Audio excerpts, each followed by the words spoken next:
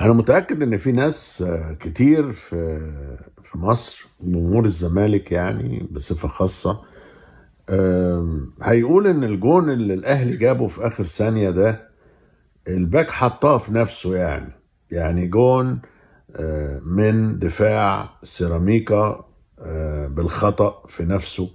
ويحاولوا يقللوا من قيمة دور إمام عاشور. وأنا كواحد محايد